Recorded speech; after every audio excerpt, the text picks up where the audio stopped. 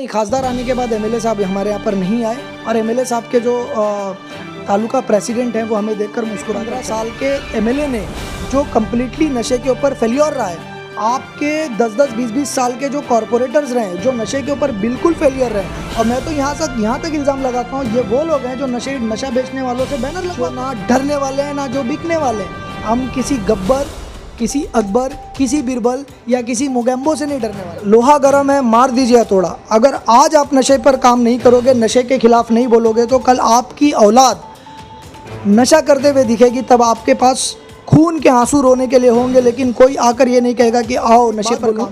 जिस आदमी के बच्चे नहीं होते वो दूसरे के बच्चों को बोलते मेरा बेटा है। आमदार साहब ने वही किया, खुद तो कुछ किया नहीं 15 सालों में, तो दूसरे के कामों को गिना गिना कर बोलते मेरा कि दूसरे के बच्चों पर सर हाथ फिरा कर कहना कि ये मेरा बच्चा है, उससे अच्छा अपना बच्चा पैदा करो और लोगों को बताओ कि ये मेरा बच्चा भूत है।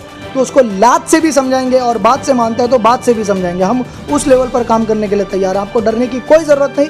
आपके हर एक इंडिविजुअल शरीफ आदमी के पीछे हमारी पूरी की पूरी टीम पूरी ताकत से खड़ी है। क्या नशा भूख हड़ताल ख़त्म हो गई? गोवंडी से क्या नशा मुक्त होगा?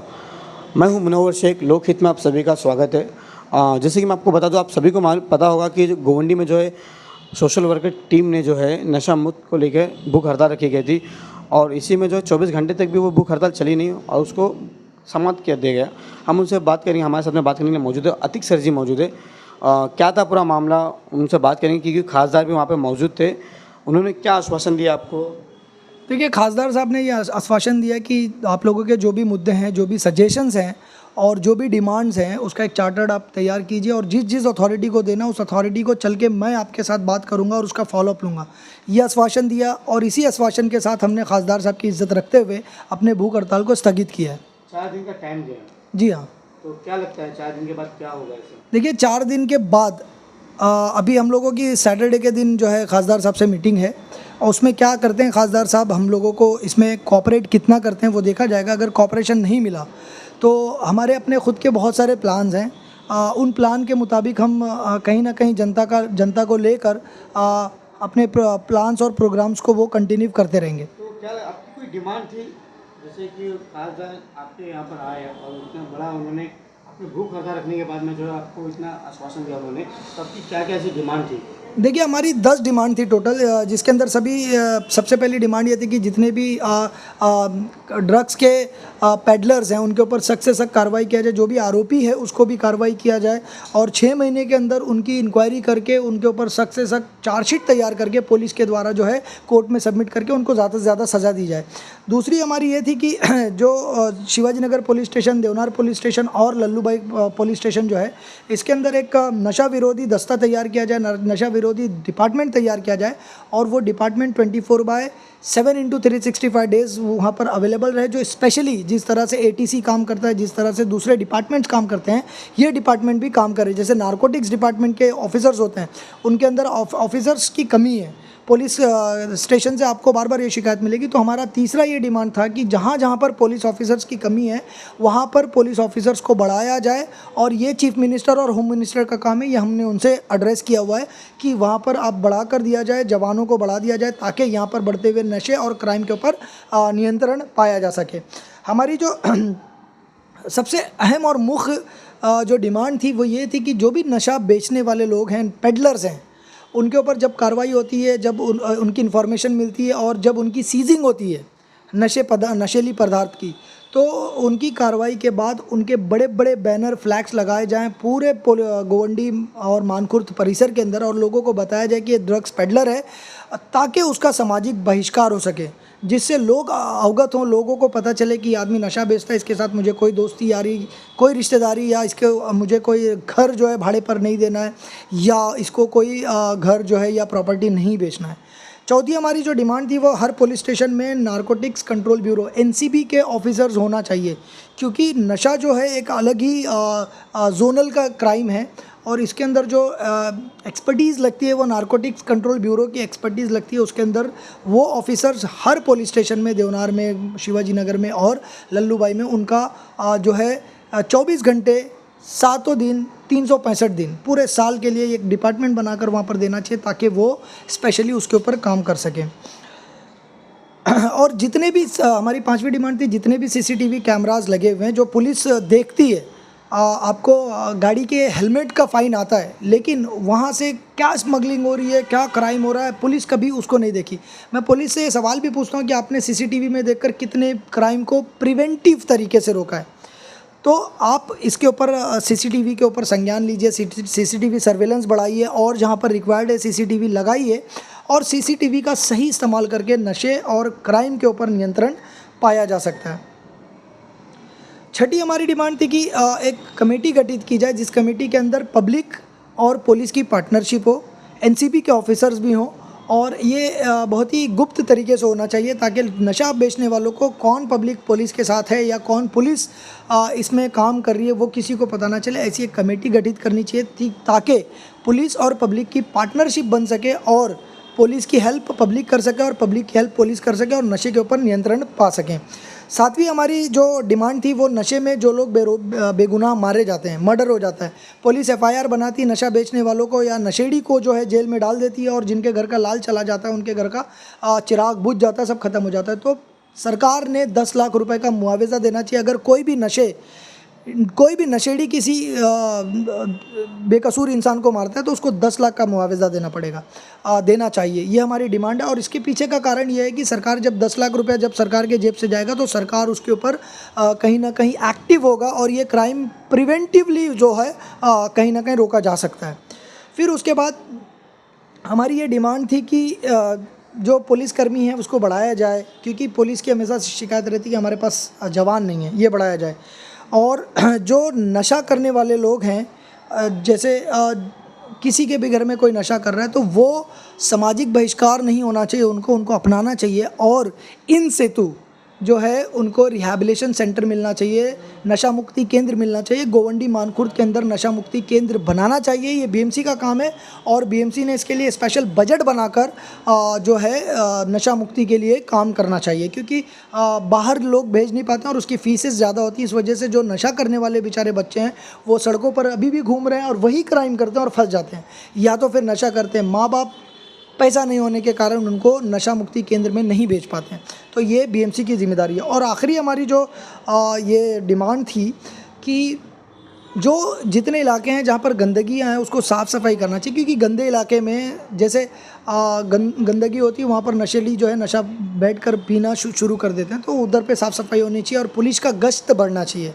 जो QR कोड लगा होता है पुलिस जहाँ पर विज़िट मारती है, जो राउंड होता है पुलिस का वो बढ़ना चाहिए। और इसके अलावा जितने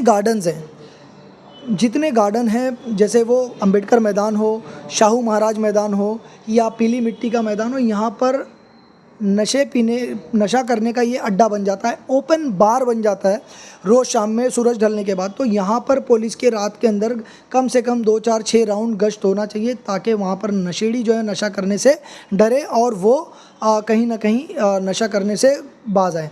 तो ये कुछ मुख्य हमारी डिमांड थी। क्या लगता है आपकी डिमांड पूरी होगी? डेफिनेटली पूरी होगी, क्योंकि हमने डिमांड ऐसी नहीं की है कि हम सरकार को बोल रहे हैं कि हमें चांद तारे तोड़ कर लाइए, बिल्कुल भी नहीं। हमारी डिमांड जो है फिजिबल है और इसके लिए बहुत ज़्यादा फाइनेंस की ज़रूरत नहीं है, क्योंकि पुलिस बल है, रिज़र्व पुलिस को इस्तेमाल किया जाए। आज MSF को इस्तेमाल कर रही है महाराष्ट्र गवर्नमेंट, तो MSF के लोग जो हैं वो सिग्नल पर भी खड़े हैं, वो इधर उधर दुकानों पर भी खड़े हैं और वो सेम एज काम कर रहे हैं जैसे पुलिस कर रही है। तो उनका इस्तेमाल किया जाए नशा को रोकने के लिए। तो हमारी जो डिमांड है वो बिल्कुल जायज़ और फिजिबल डिमांड है, इसके अंदर कोई बहुत से अलग से फ़ंड लगने वाला नहीं है या ऐसा कुछ भी है। और वैसे अगर मैं फ़ंड की बात करूं तो 15 सालों के अंदर जो हमारे आमदार साहब हैं उनके 15 सालों के अंदर 45 करोड़ रुपए का फ़ंड आया। सो ये 45 करोड़ रुपए जाते कहाँ हैं? उसके बाद जो कॉरपोरेटर्स हैं उनको अलग से फ़ंड मिल रहा है, MP का अलग से फ़ंड होता है। तो सरकार पैसा खर्चा कर रही है, तो सरकार ने इन अथॉरिटीज़ के ऊपर भी सवाल पूछना चाहिए कि भाई MLA साहब फ़ंड कहाँ लगाए, उसकी सोशल ऑडिट होनी चाहिए। और MLA साहब ने भी बताना चाहिए बैनर लगा के कि इन 5 सालों का ये मेरा हिसाब है, मैंने इतनी गटर, इतने नाले और इतनी चाली बनाया, तब हमको समझ में आएगा कि आमदार साहब के फ़ंड से क्या बन रहा है, कॉरपोरेटर के फ़ंड से क्या बन रहा है। तो पैसों की यहाँ पर बिल्कुल भी बात नहीं है। खासदार आने के बाद में क्या MLA यहाँ पर दिखे थे? नहीं, खासदार आने के बाद MLA साहब हमारे यहाँ पर नहीं आए और MLA साहब के जो तालुका प्रेसिडेंट हैं वो हमें देखकर मुस्कुरा कर चले गए। तो क्या लगता है वो मुस्कुराहट के पीछे क्या राज? उन्हें लग रहा होगा कोई बेवकूफ़ी चल रही है, क्योंकि हमारा किया हुआ हर काम उन्हें बेवकूफ़ी लग। तो लोगों के दिलों में एक सवाल है कि 24 घंटे के अंदर ही जो है मतलब भूख हड़ताल जो ख़त्म कर देंगे। ये एक राजनीतिक मतलब पार्टी जैसा लग रहा है कि इलेक्शन आने वाली है। इलेक्शन के दिन जो है लोग खड़े होते हैं, एक एक मुद्दे उठाते हैं। गोवंडी में ऐसे कई टाइम चलता है कि जब इलेक्शन आता है तो SMS कंपनी कब्रिस्तान को लेकर और अभी नशे को लेकर। नहीं, मुझे नहीं लगता है कि जब इलेक्शन आता तो SMS कंपनी और कब्रिस्तान और नशे पर, जब इलेक्शन आता तब ये आवाज़ उठती तो पिछले इलेक्शन में सब मुद्दे सॉल्व हो जाते। ये सिर्फ समाज के अंदर जो है समाज को बेवकूफ़ बनाने का काम किया जा रहा है। अब देखिए, हम लोग भूख हड़ताल पर बैठे हुए थे और उस भूख हड़ताल के अंदर सारी पार्टियों के लोग भी थे, सारी पार्टियों के लोग थे, लेकिन एक पार्टी विशेष के लोग जो हमारे कार्टून बना रहे थे, उनके पेट में दर्द हो रहा था। वो ये जो है मैसेज लोगों को पोर्ट्रे कर रहे थे, लोगों को बता रहे थे, ये अफवाह फैला रहे थे कि ये राजनीतिक रैली है, राजनीतिक काम है, राजनीतिक भूख हड़ताल है। तो मैं ऐसे लोगों को कहना चाहता हूं कि अगर हम राजनीतिक भूख हड़ताल कर रहे हैं तो हमें ये अवसर दिया किसने? आपके 15 साल के MLA ने, जो कम्प्लीटली नशे के ऊपर फेल्योर रहा है। आपके 10-10, 20-20 साल के जो कॉरपोरेटर्स रहे हैं, जो नशे के ऊपर बिल्कुल फेलियर रहे हैं। और मैं तो यहाँ तक इल्ज़ाम लगाता हूँ, ये वो लोग हैं जो नशा बेचने वालों से बैनर लगवाते हैं, जो नशा बेचने वालों से बड़े बड़े जो प्रोग्राम्स होते हैं वो करवाते हैं। तो नशे विरोधी जो रैलीज़ हैं, जो भूख हड़ताल है, उसमें आने के बजाय जो लोग काम कर रहे हैं नशे के खिलाफ, उनको टारगेट करते हैं। तो कहीं ना कहीं इनकी साठगांठ नशा बेचने वालों के साथ है। ये सिंपल सी बात है और ये मानसिकता दर्शा देती है कि वो नशा बेचने वालों के साथ हैं, ना के खिलाफ हैं। तो आपकी टीम को कोई ऐसे कोई धमकी भरा कोई कॉल वगैरह तो नहीं आया आपको? मुझे हंसी आई इस क्वेश्चन पर, इसलिए माफ़ करना पत्रकार महोदय। देखिए, 2 साल पहले तक ये था कि आमदार के खिलाफ कोई बोलना नहीं, जबकि ये जो है डेमोक्रेटिक राइट है और डेमोक्रेसी इसी का नाम है कि जो अथॉरिटी में उसके खिलाफ जो है अपोजिशन होना चाहिए। लेकिन लोगों को थूर दिया जाता था, मार दिया जाता था। कॉरपोरेटर्स के घर गए तो वहाँ मार दिया जाता था। और आमदार साहब के जो सबसे नज़दीकी हैं वो पुलिस स्टेशन के सामने खड़े रह कर कहते थे कि हमारे यहाँ पर कोई आएगा चलकर तो वो स्ट्रेचर पर जाएगा। इस तरह का माहौल क्रिएट किया गया था। और आपको पता है कि मौलवी मौलानाओं को 200-300 लोगों के साथ हॉकी स्टिक लेकर और बम्बू रॉड लेकर रैलियां निकाली गई कॉरपोरेटर के हस्बैंड के द्वारा कि कोई हमारे खिलाफ बोलकर दिखाए उसका पिछवाड़ा लाल कर देंगे। तब भी मैंने आवाज़ उठाई थी। और ये आदमी को देख रहे हो, इस आदमी के दिल में ज़रा डर है। ऐसे हमारे पास बहुत सारे मुस्टंडे हैं और हमारे जो दोस्त हैं, ये हमारे दोस्त हैं ना, इनकी बीवी बच्चे हैं, लेकिन ये वो लोग हैं जो ना डरने वाले हैं ना जो बिकने वाले हैं। हम किसी गब्बर, किसी अकबर, किसी बिरबल या किसी मोगैम्बो से नहीं डरने वाले हैं। हम वो लोग हैं जो हमारे लोगों तक आएगा तो हम भी जानते हैं। डर इस बात का है हमें कि हम अपनी शराफत ना छोड़ देवें, क्योंकि अगर हम शराफत छोड़ेंगे तो गब्बर का भी हाल वही होगा जो शोले में गब्बर का हाल हुआ था। क्योंकि हमारे पास भी हम भी फिल्में देखते हैं, हमें भी डायलॉग मारने आता है कि झुकेगा नहीं साला। तो बात ऐसी है कि डर जो है वो उनको लगे जो बिकाऊ हैं, डर उनको लगे जो हरामखोरी कर रहे हैं। हमने हलाल खाया है, हमारे बदन में हमारे बाप ने हमको हलाल खिलाया, हमारे बदन में हलाल खून है। और जिसके बदन में हलाल खून होगा वो हमेशा बुराई के खिलाफ लड़ेगा। और हम इमाम हुसैन के मानने वाले हैं, हुसैनी हैं, तो यजीदियों का क्या डर। अच्छा, अभी शिवाजी नगर के सीनियर भी आए थे, उन्होंने क्या आश्वासन दिया? क्या उन्होंने दो बात? उन्होंने ये बोला कि जो शिवाजी नगर पुलिस स्टेशन के हद में आती, जो नगर के हद में नहीं, क्योंकि वही आए थे तो उन्होंने बोला कि जो हमारे जुरिस्डिक्शन में काम आता है, अगर वो आप लेकर आओगे तो हम आपके साथ चलकर कंधे से कंधा मिलाकर काम करने को तैयार हैं। तो अभी हम देवनार और लल्लूभाई पुलिस स्टेशन में भी जाकर अपना ये जो डिमांड कॉपी है, चार्टर्ड है, वो पहुंचाने वाले हैं और उनके सीनियर PI से भी बात करने वाले हैं। और देवनार और लल्लूभाई और मानकुर्द के लोगों से भी हम ये रिक्वेस्ट करते हैं और गोवंडी के लोगों से भी रिक्वेस्ट करते हैं कि अब ये वक्त सही आ गया है। लोहा गर्म है, मार दीजिए हथौड़ा। अगर आज आप नशे पर काम नहीं करोगे, नशे के खिलाफ नहीं बोलोगे, तो कल आपकी औलाद नशा करते हुए दिखेगी। तब आपके पास खून के आंसू रोने के लिए होंगे, लेकिन कोई आकर ये नहीं कहेगा कि आओ नशे पर काम करते हैं। क्योंकि नशा बेचने वाले और नशा बिचवाने वाले और पॉलिटिकल लीडर जो हैं चाह रहे हैं कि इस मूवमेंट को दबा दिया जाए ताकि जनता डरती रहे और उनको वोट करती रहे। तो आपको खड़ा होना पड़ेगा और इंशाल्लाह हम सब मिलकर नशे के खिलाफ लड़ेंगे और नशा बेचने वालों की छुट्टी कर देंगे, उनकी ईंट से ईंट बजा देंगे, और फिर उसके बाद हमसे जो टकराएगा हम उसको मारने और मरने दोनों के लिए तैयार हैं। तो ऐसा है कि जो इलेक्शन तो वो डरा धमका के इलेक्शन हो रहे थे। हाँ, यहाँ पर एक हमारे बहुत एक्स MP थे, एक्स MLA थे कांग्रेस के, वो आए लड़ने के लिए, बहुत उन्होंने माहौल बनाया, बाद में चले गए, बोले पता नहीं किसका तो फ़ोन आ गया। इस तरह का माहौल बनाया कि अगर फ़लाँ आदमी के सामने इलेक्शन लड़ोगे तो फ़लाँ इंसान का फ़ोन आएगा। मेरा फ़ोन नंबर है, मैं देखता हूँ कौन से इंसान का फ़ोन आता है। तो आप भी इलेक्शन लड़ने वाले ऐसा सुनने में आया? डेफिनेटली मैं इलेक्शन लड़ूंगा, और मैं इलेक्शन इसलिए नहीं लड़ूंगा कि मुझे नेता बनना है, मैं इलेक्शन इसलिए लड़ूंगा कि मुझे बताना है जनता को कि इलेक्शन किस तरह से लड़ा जाता है, और जनता की इज्जत के लिए इलेक्शन लड़ूंगा। क्योंकि इन 20-25 सालों के अंदर जब से मैंने होश संभाला है, मैं बड़ा होता आया हूँ, लोगों ने यही कहा कि जनता जो है पैसा लेकर वोट करती है, जबकि ये बात झूठ है। और मैं यही दिखाने के लिए कि मेरे पास तो पैसे नहीं है, मैं पैसे तो नहीं बांटूंगा, और मैं इंशाल्लाह ये इलेक्शन जीतूंगा भी, 50-60 हज़ार वोट भी लेकर आऊँगा, तब मैं बताऊंगा लोगों को ये देखो 50-60 हज़ार लोग जो हैं बिकाऊ नहीं है, फ्री में वोट देते हैं। वरना ये लोग इसी तरह से जनता पर इल्ज़ाम लगाएंगे जनता पैसे देकर वोट लेते हैं, जनता बिकती है। तो इस बार मैं इलेक्शन इसीलिए लड़ूंगा कि जनता इनको बताए कि ये पढ़ा लिखा इंसान है, ये गरीब इंसान है, ये हमारे पास आता है, और हमने इसको पैसे देकर इलेक्शन लड़ाया, पैसे लेकर नहीं। और ऐसे जो नेताओं ने जो जनता को, गोवंडी की जनता को जो बेइज्जत किया है, उस बेइज्जती का भरपूर बदला लेंगे, और इंशाल्लाह ऐसे पैसे वाले नेताओं पर जो पैसे का इल्ज़ाम लगाते हैं उनके मुंह पर ज़ोरदार तमाचा देने का काम करेगी इस बार गोवंडी। अच्छा, गोवंडी में जब जस्टिस फॉर अहमद के जो हैशटैग चलने लगे उसके बाद ही से आप लोगों ने ये सब आंदोलन लगा, तो क्या लगता है अहमद को इंसाफ मिलेगा? डेफिनेटली इंसाफ मिलेगा। देखिए किसी भी बच्चे की, अब वो उसका बैकग्राउंड क्या है, उसका फॉरग्राउंड क्या है, लोग इसमें पढ़कर बात करने लगते हैं। मुझे लगता है कि इस तरह की बातें जो नहीं होनी चाहिए। एक हीनियस क्राइम है मर्डर, और मर्डरर जो होता है उसकी मानसिकता क्लियर है। अगर उसने एक मर्डर किया और उसके बाद अगर वो छूट कर आएगा तो वो यहाँ का डॉन बनेगा, भाई बनेगा। और आज उसने अहमद का मर्डर किया, कल आपके बच्चे का मर्डर करेगा, कल आपका मर्डर करेगा। तो अगर सांप ने बच्चा दे दिया तो आप इंतज़ार नहीं करोगे कि उसको घर से बाहर ना निकालूं। आप ये नहीं सोचोगे कि सांप का बच्चा है, बड़ा होने दो, उसको बड़ा होने से पहले उसका सर कुचलने की कोशिश करोगे। तो मर्डरर का भी यही हिसाब है, वो सांप का बच्चा है, आपको ढसेगा।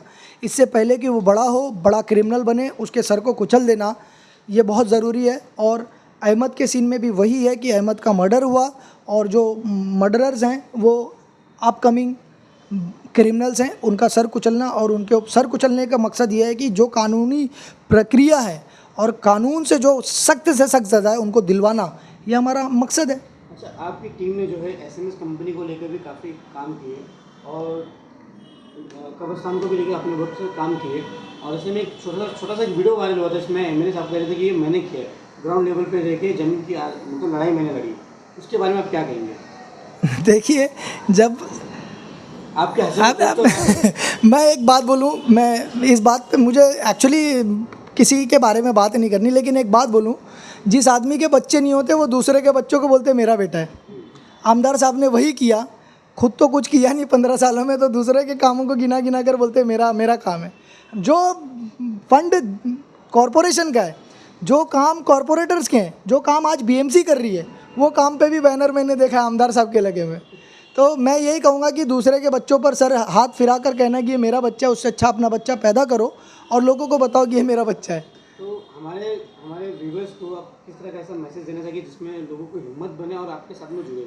नहीं, हिम्मत क्या, डरना, कोई डरने से कुछ नहीं होता। देखिए हम उस देश में रहने वाले लोग हैं जिस देश के अंदर गांधी जी भी हैं जो हमें अहिंसा का पाठ सिखाते हैं, और उसी देश के अंदर भगत सिंह भी हैं जो हमें बताते हैं कि जिन्हें ऊंचा सुनाई देता उन्हें धमाके की ज़रूरत है, धमाका कर दो। हमें डरने की कोई ज़रूरत नहीं, कानून हमारे लिए बना है। सिर्फ इस बात से डरना चाहिए कि हम कानून को ना तोड़ें। तो लोग आपसे किस माध्यम से जुड़े? देखिए हमारा, हाँ, हमने अभी एक व्हाट्सएप के ऊपर एक ग्रुप बनाया है जिसके अंदर लोग जुड़ रहे हैं। ऑलरेडी बहुत सारे रिक्वेस्ट आए, हमने ऐड किया हुआ है, और ऑफलाइन हमारे पास एक 450-500 लोगों की टीम बन गई है, जिसके अंदर युवा सबसे ज़्यादा है और महिला सबसे ज़्यादा है। तो ये युवा और महिलाएं हैं। तो अब जो नशे के खिलाफ़ लड़ने वाले वो 1-2 चेहरे नहीं हैं, नशे के खिलाफ़ 500-600 लोग खड़े हो चुके हैं, और भी लोग जुड़ेंगे। और ये 500-600 मैं इंशाल्लाह आपसे वादा करता हूँ कि आने वाले 10-15 दिन के अंदर ये 5 600 लोग 50-60 हज़ार में कन्वर्ट हो जाएंगे। और जो 2-4-10 नशा बेचने वाले हैं, उनकी शामत आ गई है। सरकार से और शासन से मैं रिक्वेस्ट करूंगा कि अगर आप एक्शन नहीं लेंगे और जनता ने एक्शन लिया तो जनता का हिसाब जो है बहुत क्लियर होता है। क्या लगता है जनता आपका साथ देगी? डेफिनेटली देगी जनता। और मैं जनता को एक बात कहना चाहता हूँ कि आप किसी नशा बेचने वाले से, किसी भाई पटेल से कोई ज़रूरत नहीं डरने की। जब जब शरीफ आदमी को कोई डराएगा, उसके पीछे हमारी टीम खड़ी रहेगी। और हमारी टीम अगर खड़ी है तो हमारे पास वैसे लोग हैं जो भाई पटेल से भी लड़ सकते हैं, नशा बेचने वालों को भी लड़ सकते हैं। और हमारे पास ऐसे लोग हैं जो बॉम्बे हाई कोर्ट से लेकर सुप्रीम कोर्ट तक कलम चलाने के लिए तैयार हैं। तो रोड से कोर्ट तक और सड़क से संसद तक आपके पीछे हम खड़े हैं। और मानिए, आपने साउथ की एक फिल्म देखी होगी जनता गैराज, हम जनता गैराज की तरह काम करेंगे और आपके पीछे खड़ा रहेंगे। अगर कोई लातों का भूत है तो उसको लात से भी समझाएंगे, और बात से मानता है तो बात से भी समझाएंगे। हम उस लेवल पर काम करने के लिए तैयार हैं। आपको डरने की कोई ज़रूरत नहीं। आपके हर एक इंडिविजुअल शरीफ आदमी के पीछे हमारी पूरी की पूरी टीम पूरी ताकत से खड़ी है। तो आपकी टीम जो है 4 दिन के बाद जो है कुछ बड़ा धमाका करने वाला है, ऐसा लग रहा है? जी हाँ, हमारे बहुत सारे प्लान्स हैं। आपने अक्सर मेरे हाथ में डायरी देखा है, वो डायरी जो है वो प्लान्स का पिटारा होता है। हम यूं ही आकर बात नहीं करते, हमारे पास प्लान्स होते हैं और हम एक एक चीज़ पर काम करते हैं और कर रहे हैं। तो उसके अंदर हमने प्लान पूरा कर रखा है कि किस तरह से नशा विरोध किया जाए। और जो हमारी समिति है, नशा विरोधी संघर्ष समिति, इस समिति से आप जुड़िए। स्क्रीन पे मेरा नंबर जो है फ्लैश हो रहा है, आप अपना नंबर भेजिए। और QR कोड है नशा विरोधी संघर्ष समिति का, इस ग्रुप से जुड़िए। आपके लिए हम काम करने को तैयार हैं। आपके लिए नहीं, अपनी गोवंडी, अपना मानखुर्द के लिए और अपने लिए काम करने को तैयार है। हर आदमी खड़ा हो और हमारा साथ दे, हम हर आदमी का साथ देने को तैयार हैं। जैसे कि आपने सुना कि आतिक सर की ज़बानी, ये लड़ाई यहीं तक नहीं ख़त्म होगी, ये संसद तक लड़ाई है और गोवंडी से जो है नशा मुक्त होगा। अब देखने की ये बातें आने वाले वक्त में ये किस तरह का जो है एक बम फोड़ते हैं। मैं मुनव्वर शेख।